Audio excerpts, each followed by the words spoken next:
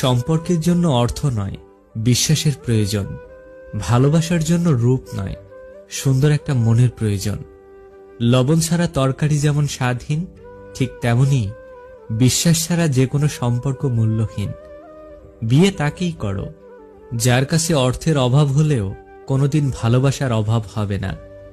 ভালোবাসা মানে শুধু দেহের আকর্ষণ নয়, ভালোবাসা মানে হলো সম্মান, শ্রদ্ধা, বিশ্বাস ও ভরসা।